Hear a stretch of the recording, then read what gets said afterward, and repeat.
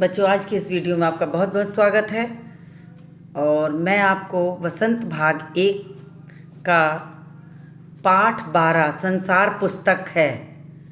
संसार पुस्तक है जो जवाहरलाल नेहरू का लिखा हुआ पाठ है। ये पाठ अंग्रेजी से अनुवाद करके हिंदी में डाला गया है। तो इन्होंने अपनी पुत्री इंदिरा जी को जब पत्र लिखते थे तो कुछ न कुछ ऐसी ही बातें, आवश्यक बातों को बताते थे। तो उसी इंदिरा जी को लिखे पत्रों में से कुछ हिस्सों को निकाल करके पाठ के रूप में कहीं कहीं हमारे छोटे बच्चों के लिए डाला जाता है। उसी में से एक हिस्सा ये भी है। तो मैं सबसे पहले लेखक के बारे में बता दूं।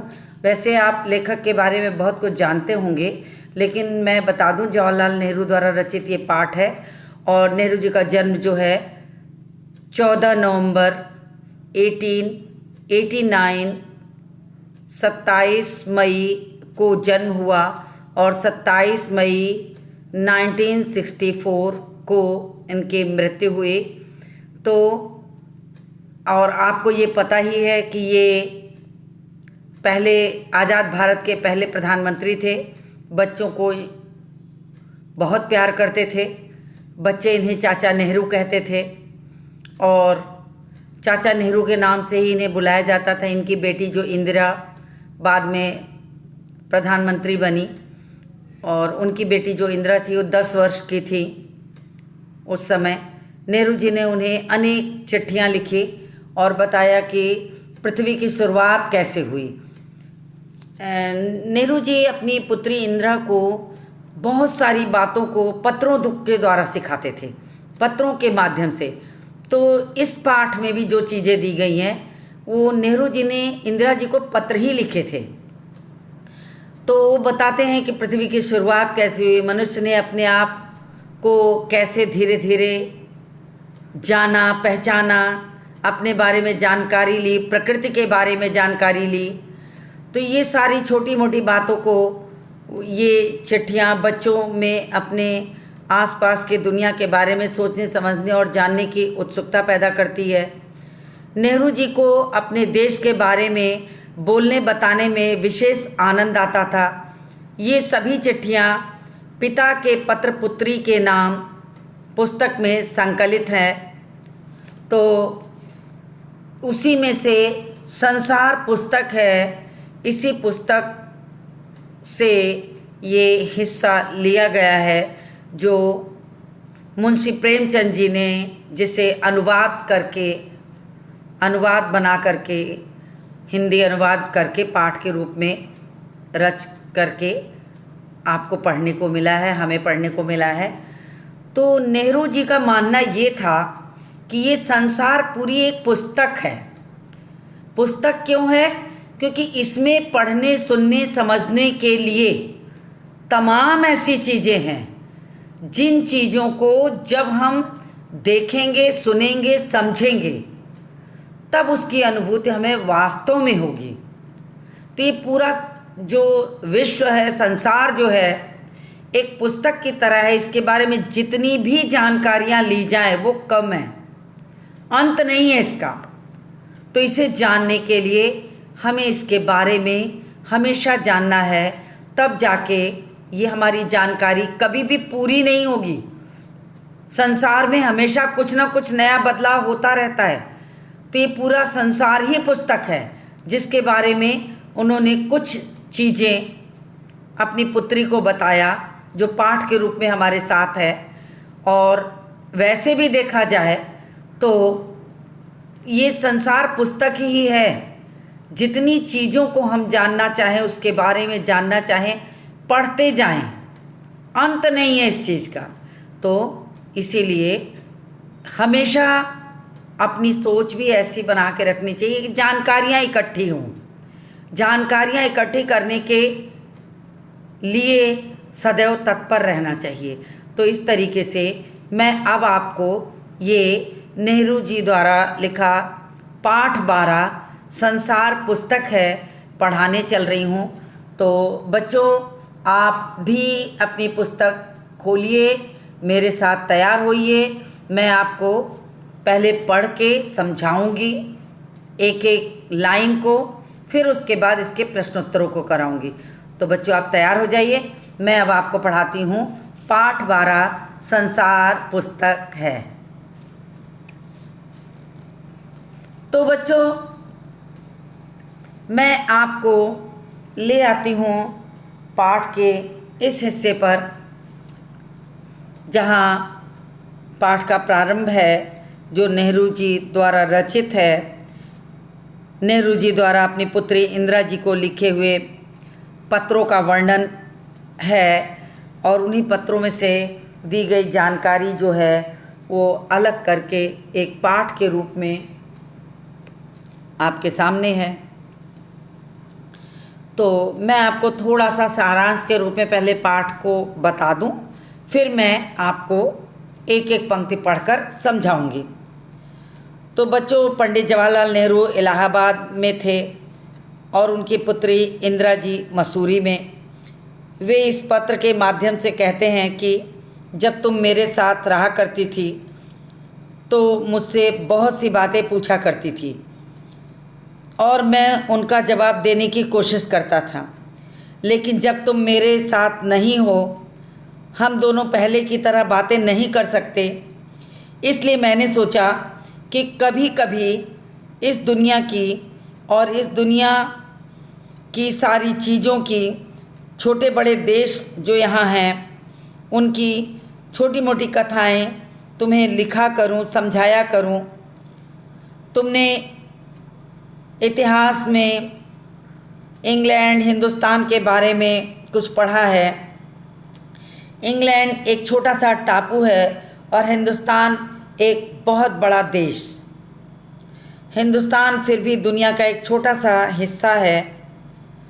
अगर दुनिया के बारे में जानना चाहती हो तो इससे पहले तुम समस्त देशों जातियों का तुम्हें ध्यान रखना पड़ेगा जो इस संसार में बसी हुई हैं।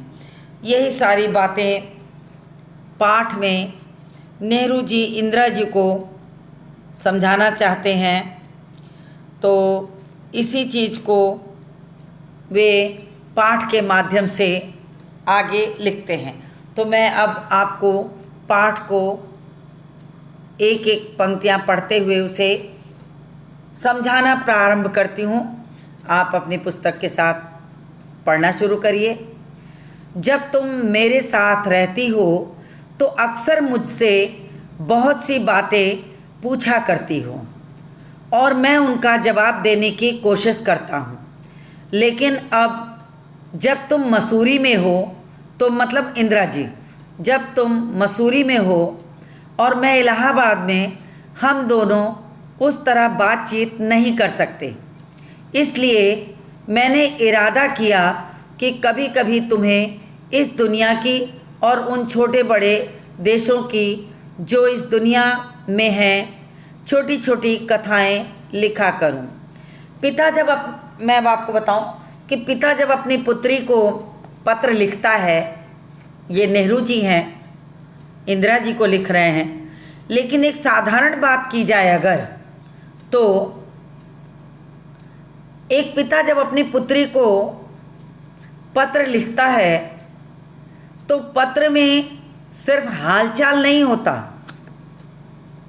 बहुत सी ऐसी भी जानकारियाँ पिता देता है, माता पिता कोई भी, जिसे सुनकर उन्हें ये लगेगा कि पत्र में ये सारी बातें कैसे हो सकती हैं। लेकिन बच्चों, पिता जो होता है अपने बच्चे को दुनिया की सारी जानकारी देना चाहता है, और जब साथ रहता है, हम और आप साथ हों तो हम बहुत सारी बातें खुद करते हैं। लेकिन नेहरू जी को लगा कि जब इंदिरा जी मसूरी में हैं तो उनसे ये सारी बातें मुझे कहनी है, तो उन्होंने अपनी अपने पत्र लिखने के जरिया को चुना कि इसी जरिया के माध्यम से मैं उन्हें पूरे संसार की छोटी मोटी बातें करता रहूँगा। छोटी छोटी कथाएं लिखा करूं। तो उन्होंने सोचा कि क्यों ना मैं उन्हें विश्व की छोटी मोटी जानकारियां देता रहूं। तो उन्होंने वही सारी चीज़ें लिखी। तुमने हिंदुस्तान और इंग्लैंड का कुछ हाल इतिहास में पढ़ा होगा। तो वो पूछते हैं कि तुम तो इतिहास के जानकार हो, हिंदुस्तान के बारे में, विश्व के अन्य देशों के बारे में जानकारी रखती हो, कुछ जानकारियाँ इतिहास से मिलती हैं, लेकिन इंग्लैंड एक छोटा सा टापू है और हिंदुस्तान जो एक बहुत बड़ा देश है, फिर भी दुनिया का एक छोटा सा हिस्सा है। अगर तुम्हें इस दुनिया का कुछ हाल जानने का शौक़ है तो तुम्हें सब देशों का और सब जातियों का जो इसमें बसी हैं ध्यान रखना पड़ेगा। कहने का मतलब कि अगर अपनी जानकारी बढ़ानी है, अपने ज्ञान को बढ़ाना है, तो सिर्फ हम सीमित होकर अगर रहेंगे तो वो ज्ञान कभी नहीं बढ़ सकता। अगर हमें अपने देश के अलावा अन्य देशों के बारे में भी जानना है तो पहले तो सिर्फ पुस्तकें हुआ करती थी और बड़े लोग हुआ करते थे जिनसे हमें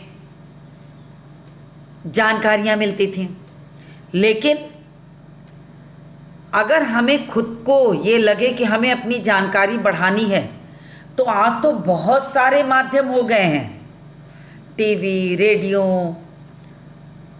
चैनल्स, नेट, यूट्यूब, गूगल, बहुत सारी चीज़ें हैं।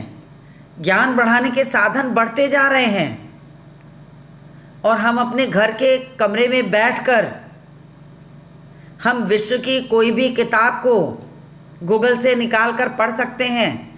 तो ये सारी छोटी मोटी जानकारियों का अगर शौक़ हो तो रास्ते अपने आप खुल जाते हैं। तो उन्होंने कहा कि अगर तुम्हें जानना है, तुम्हारे अंदर शौक़ है, तो तुम्हें सिर्फ अपने देश के बारे में जानने से नहीं होगा, तुम्हें समस्त जातियों के बारे में जानना होगा। ध्यान रखना पड़ेगा केवल उस एक छोटे से देश का नहीं जिसमें तुम पैदा हुई हो। तो उन्होंने कहा कि अगर तुम्हें अपने ज्ञान को बढ़ाना है तो तुम्हें अपने देश के साथ साथ विश्व के समस्त देशों के बारे में, उनका रहन सहन, उनका खान पान, उनकी जानकारियाँ, सब कुछ जानने की आवश्यकता है, तब ज्ञान बढ़ेगा। फिर उन्होंने अपनी बात को आगे बढ़ाया और आगे बढ़ाते हुए कहा, मुझे मालूम है कि इन छोटे छोटे खतों में बहुत थोड़ी सी बातें ही बतला सकता हूँ। अब आप किसी को पत्र लिखने बैठिए तो पत्र में आप कितना लिखेंगे? अगर आप कॉपी के पन्ने पे पत्र लिख रहे हैं तो 2, 4, 6 पन्ने मैक्सिमम, बहुत ज़्यादा। और अगर आप किसी इंग्लैंड अंतर्देशीय पत्र, पोस्ट कार्ड, जो पुराने, आप तो पता नहीं बच्चों आपने सुना भी है कि नहीं, लेकिन आपको जानना चाहिए कि पुराने समय में पत्र अंतर्देशीय पत्र और पोस्ट कार्ड पे लिखे जाते थे, कागज़ों पे लिखे जाते थे जो लिफाफे में जाते थे। तो हम पत्र लिखने बैठते थे तो बहुत सारी बातें करते करते लिख तो जाते थे, लेकिन जितनी जानकारियां हम बच्चों को बताना चाहते हैं, क्या सब कुछ पत्रों द्वारा बताया जा सकता है? संभवतः नहीं। तो उन्होंने कहा छोटी मोटी बातें तो बतलाई जा सकती हैं, लेकिन बहुत अधिक बातें तो पत्र के माध्यम से बताना बहुत कठिन है। फिर भी वो हमेशा इंदिरा जी को पत्र लिखते थे और जो कुछ उनके हृदय में आता वो अपनी पुत्री को सभी बातें बताते। अब देखिए आगे क्या होता है। लेकिन मुझे आशा है कि इन थोड़ी सी बातों को भी तुम शौक़ से पढ़ोगी। पत्र छोटा होता है, लेकिन वास्तव में अगर हृदय से लिखा किसी का पत्र पढ़े, महान लोगों के तमाम पत्र आपको पुस्तकालयों में मिल जाएंगे, आप उनको पढ़िए, कितनी ज्ञानवर्धक बातें उसके अंदर होती हैं। जैसे आपका पिता अगर आपको पत्र लिखेगा तो आपको बहुत सारी नई जानकारियाँ देगा। कभी वो समाचार पत्रों में कुछ सुना हो, कभी वो टीवी पर देखा हो, तो वो उस चीज़ को बताते हुए अपने ज्ञान को भी उसमें समेट कर आपको बताना चाहेगा। तो उन्होंने भी ऐसा ही किया। इन थोड़ी सी बातों को भी तुम शौक से पढ़ोगी और समझोगी कि दुनिया एक है और दूसरे लोग जो इसमें आबाद हैं, हमारे भाई बहन हैं। उन्होंने कहा कि अगर तुम अपने सीमित स्थान को छोड़कर विस्तृत रूप में जाओ तो संसार के लोग, हर संसार के प्रत्येक कोने में तमाम लोग हैं। भाईचारे का व्यवहार उनके साथ रखो तो वो भाई बहन हैं। जानकारियाँ लेना चाहो तो बहुत सारी नई जानकारियाँ मिल सकती हैं, हम उन्हें दे सकते हैं। तो इन्होंने कहा कि बहुत सी चीज़ें जानने के लिए दूसरे लोग जो इसमें और भी हैं, उन्हें भाई बहन समझकर उनसे भी जानकारियाँ ली जा सकती हैं। तो उन्होंने आगे कहा, जब तुम बड़ी हो जाओगी तो तुम दुनिया और उसके आदमियों का हाल मोटी मोटी किताबों में पढ़ोगी।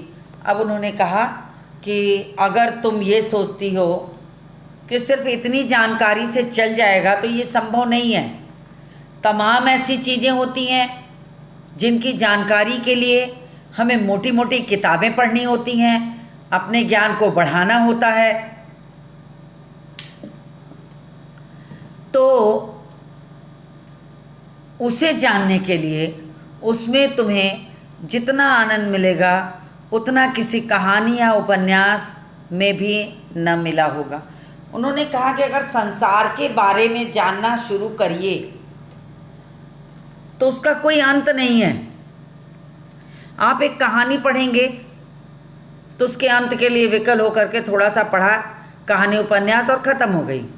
ये विश्व तो इतना जानकारियों से भरा पड़ा है कि इसका कोई अंत नहीं है। जितनी भी जानकारी ली जाए वो किस्सा कहानी नहीं है कि ख़त्म हो जाएगा। ये संसार पूरा पुस्तक है, पढ़ते जाओ, अंत नहीं है। तो इन्होंने इंदिरा जी को ये सारी बातें अपने छोटे से पत्र में समझाने की कोशिश की है कि अगर हम तुम पास होते तो ये सारी चीज़ें आमने सामने बैठ के कर सकते थे, लेकिन दूर हैं। तो मैं अपने छोटे से पत्र में तुम्हें ये बताना चाहूँगा कि अगर तुम दुनिया की जानकारी लेना चाहती हो तो सारे विश्व से मिलो, उन्हें जानो, उन्हें भाई बहन समझो, तमाम जानकारियाँ लो और दो। कहानी की तरह इसे मत देखो, ये पूरा संसार अपने में एक पुस्तक है, पढ़ते जाओ, इसका ख़त्म नहीं होगा। तो उन्होंने ये सारी बातें अपने छोटे से पत्र में समझाने की कोशिश की।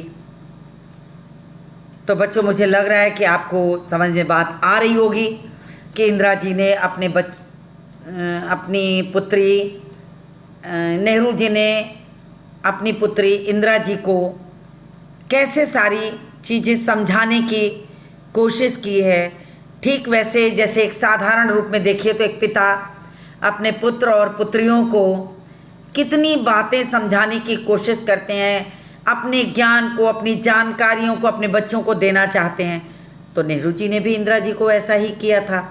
तो उन्होंने अपनी बात को आगे बढ़ाया और वो अपने पत्र में इंदिरा जी को जो आगे कहते हैं वो मैं आपको समझाती हूँ, आप ध्यान से सुनिए। यह तो तुम जानती ही हो कि यह धरती लाखों करोड़ों वर्ष पुरानी है। तो बच्चों, ये बात तो आपसे भी छिपी नहीं है कि ये धरती आज की नहीं है, लाखों करोड़ों वर्ष पुरानी ये धरती है। और तब से लेकर आज तक धरती का जो स्वरूप है, कितना बदलाव आया है। और प्रारंभ में तो इस धरती पर कोई नहीं था। तो उन्होंने वही सब बताने की कोशिश की है। उन्होंने कहा, और बहुत दिनों तक इसमें कोई आदमी ना था। इस लाखों करोड़ों वर्ष पुरानी धरती पर किसी समय कोई नहीं था। आदमी के पहले इस पर सिर्फ जानवर थे, और जानवर से पहले एक समय था जब इस धरती पर कोई जानदार चीज़ न थी। अब इन्होंने इस धरती के एक तरीके से ये कहना चाहिए जन्म के बारे में संकेत किया है कि जिस धरती पर आज हम सुखपूर्वक रह रहे हैं, ये आज की नहीं है, ये लाखों करोड़ों वर्ष पुरानी है। एक समय ऐसा भी था जब यहाँ कोई आदमी नहीं था, और जब आदमी नहीं थे तो कुछ जानवर जंगल रहे होंगे, लेकिन जानवरों से भी पहले का समय निकाला जाए तो ऐसा लगता है जैसे कोई जानदार चीज़ ही नहीं रही होगी।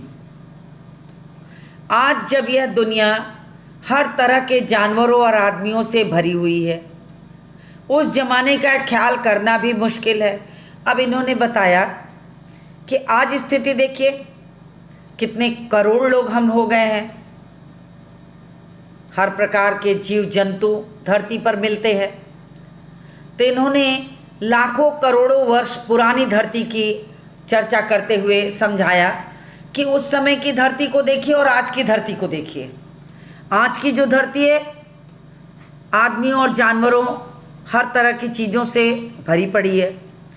उस ज़माने का ख्याल करना भी मुश्किल है, तो हम कहाँ उस ज़माने के बारे में पढ़ते हैं, सुनते हैं, जानते हैं। कभी आज की तरह ही कभी चर्चा हो जाती है, या हमारी दादी नानी जो घरों में रहती हैं तो वो अपने ज़माने की बातें बताने लगती हैं, तो हमारी कुछ जानकारियाँ बढ़ जाती हैं।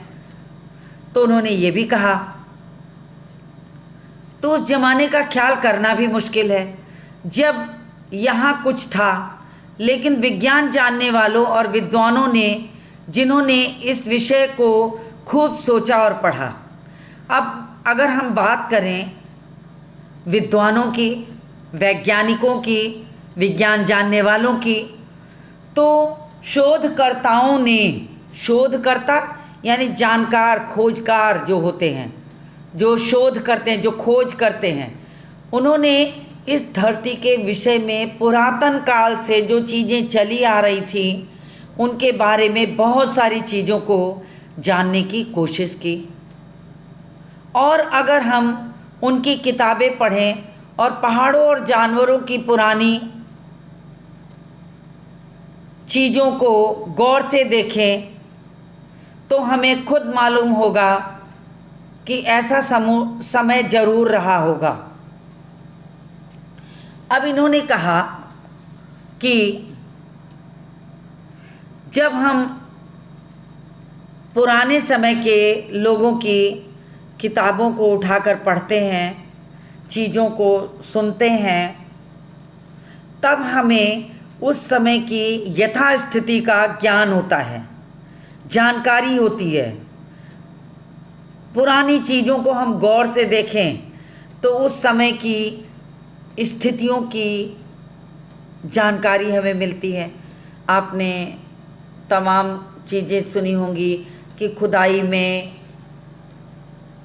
ज़मीन के नीचे से ये सिक्के मिले, वो मूर्तियाँ मिली, खंडित चीज़ें मिली। तो कितने 100 साल पुरातत्व वाले इन चीज़ों की जानकारियों के लिए पुस्तकों में चीज़ें डालते हैं कि ये सामान, ये सिक्का इतने 100 साल पहले का है, और उस समय के लोग कैसे थे, क्या रहन सहन था, क्या खान पान था, वातावरण क्या था, सब चीज़ों के बारे में वे इसकी जानकारी देते हैं। तो उन्होंने ये कहा कि अगर हम देखें तो हमें खुद मालूम हो जाएगा कि ऐसा समय ज़रूर रहा होगा, क्योंकि प्राप्त चीज़ों से, उन सिक्कों से, उन तमाम तरह की चीज़ों से हम इसका पता आसानी से लगा सकते हैं। तो इन्होंने ये सारी चीज़ें भी बताई। फिर आगे मैं पढ़ती हूँ। इतनी बातें मुझे उम्मीद है आपको समझ में आ रही होंगी। मैं थोड़ा सा दोहरा दूँ कि ये पाठ जो है, वास्तव में ये माना है नेहरू जी ने कि ये संसार जो है पूरा एक पुस्तक है। जिस तरह किसी पुस्तक को पढ़ने से हमें जानकारी होती है, ठीक उसी प्रकार अगर इस संसार को हम पुस्तक बना लें, पुस्तक मान लें तो इसके द्वारा जो चीज़ें हमें यहाँ मिलती हैं उन सब की जानकारी हमें आसानी से हो जाएगी। उन्होंने ये भी कहा कि धरती जो है वो लाखों करोड़ों वर्ष पुरानी है, और जब इतने वर्षों पुरानी है तो ये तो निश्चित है कि उस पर शुरू में आदमी नहीं रहे होंगे। आदमी नहीं रहे होंगे तो हो सकता है जानवर रहे हों। एक समय ऐसा भी रहा होगा जब उस पर आदमी और जानवर दोनों ना रहे हों, तब भी प्रकृति की कुछ चीज़ें अवश्य रही होंगी। इन सारी चीज़ों की जानकारी हमें हर तरह से ज्ञान बढ़ाने के लिए इस संसार के बारे में जानने से ही होती हैं। तो उन्हें हम पुस्तकों से जानें, आज नए माध्यमों से जानें, हमें सब कुछ पता लग जाता है। अब मैं आगे के हिस्से पर बढ़ती हूँ। आपको पाठ का अगला अनुच्छेद पढ़कर सुनाती हूँ और फिर उसे समझाती हूँ। तुम इतिहास की किताबों में ही पढ़ सकती हो, लेकिन पुराने ज़माने में तो आदमी पैदा ही ना हुआ था, किताबें कौन लिखता? तब हमें उस ज़माने की बातें कैसे मालूम हों? यह तो नहीं हो सकता कि हम बैठे बैठे हर एक बात सोच निकालें। यह बड़े मज़े की बात होती है, क्योंकि हम जो चीज़ चाहते हैं सोच लेते हैं और सुंदर परियों की कहानियाँ गढ़ लेते हैं, लेकिन जो कहानी किसी बात को देखे बिना ही गढ़ ली जाए वह ठीक कैसे हो सकती है? अब इन्होंने कहा अपनी पुत्री को कि तुम इतिहास की किताबों में बहुत सारी जानकारियाँ ले सकती हो, लेकिन अगर ये कहा जा रहा है कि धरती जो है करोड़ों वर्ष पुरानी और उस समय आदमी भी नहीं थे, जानवर भी नहीं थे, तो ये सारी चीज़ें किताब में गई कैसे, आई कैसे, लिखता कौन? तब हमें उस ज़माने की बातें कैसे मालूम हो? तब तो हमें उस ज़माने की बातें मालूम हो ही नहीं सकती।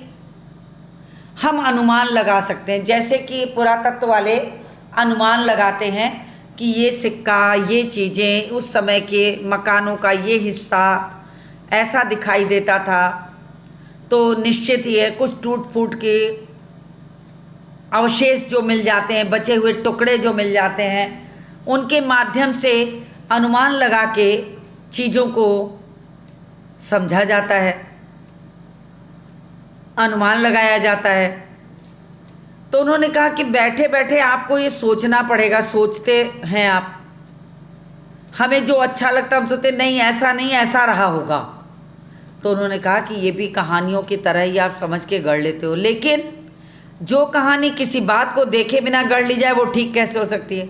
कहानियों का मतलब होता है कल्पना।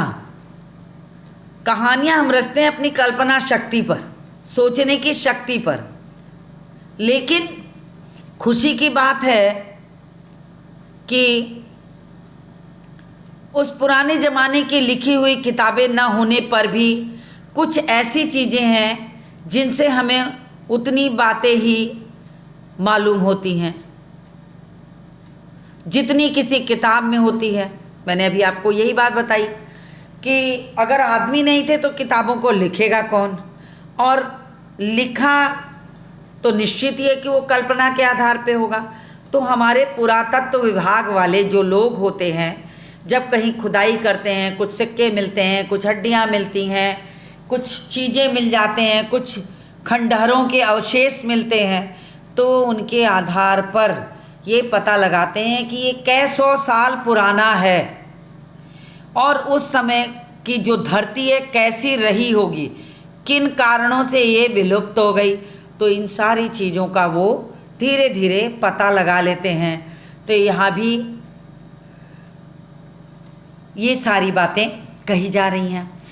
अब देखिए, जितनी किसी किताब में लिखी होती हैं वो सब पता चल जाती हैं। अब ये पहाड़, समुद्र, सितारे, नदियाँ, जंगल, जानवरों की पुरानी हड्डियाँ, इसी तरह की और भी बहुत सारी चीज़ें हैं जिनसे हमें दुनिया का पुराना हाल मालूम होता है। मैंने आपको बताया ना बच्चों कि किताबें तो बहुत बाद के लिखी होने की बात आती है। जब मनुष्य पढ़ा लिखा नहीं था, समूहों में घूमता था, न उसे पकाने खाने का तरीका पता था, न उसे कपड़े पहनने आते थे, तो लिखने पढ़ने की बात तो बहुत दूर की हो गई।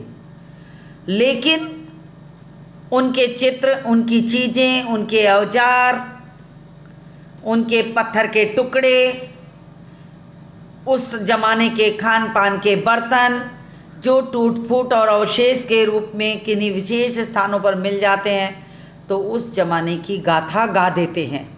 तो उसी तरह पहाड़ों से, समुद्र से, सितारे से, नदियों से, जंगल जानवरों से, पुरानी हड्डियों से, बचे खुचे सिक्कों से, टूटे फूटे सामानों से, मकानों के टूटे फूटे ज़मीन के नीचे दबे हिस्सों से सारा हाल पता लगाया जा सकता है। यही चीज़ें वो अपनी पुत्री इंदिरा को समझा रहे हैं। तो उन्होंने ये सारी चीज़ें भी समझाई। तो इस तरीके से उन्होंने यहाँ तक मैंने आपको यहाँ तक समझाया कि जिस ज़माने में किताबें नहीं थी, उस ज़माने की भी चीज़ों के बारे में मनुष्य ने बाद में लिखा। यानी कि उस समय के पहाड़, समुद्र, सितारे, नदियाँ, जो भी चीज़ें थी, उनसे उन चीज़ों की जानकारियाँ ली गई। तो मैंने आपको पाठ में यहाँ तक चीज़ें पढ़ा दी हैं और इसके बाद के हिस्से को लेकर मैं आपसे मिलती हूँ अगले वीडियो में। तब मैं आपको इसके आगे के हिस्से को पढ़ाऊँगी और इसके प्रश्नोत्तरों को भी कराऊँगी। तो इसी पाठ पे आधारित वीडियो जो अगला होगा उसमें इन चीज़ों को मैं पुनः बताऊँगी। तो आप इस वीडियो के साथ साथ दोनों वीडियो, तीनों वीडियो या जिस पाठ पर जितने भी वीडियो पढ़े उसको अवश्य देखें और पूरा देखें। अगर आप पूरा नहीं देखेंगे तो आपको जानकारी नहीं होगी। तो जानकारी के लिए हमेशा पूरा वीडियो देखिए। पूरा वीडियो देखेंगे तभी आपको सही ज्ञान मिलेगा और आपको चीज़ें समझ में आएंगी, प्रश्नों के उत्तर लिखना आएगा। तो मैं आज इस वीडियो को यहीं समाप्त करती हूँ और इस पाठ के अगले अंश के साथ मिलती हूँ आपसे अगले वीडियो में।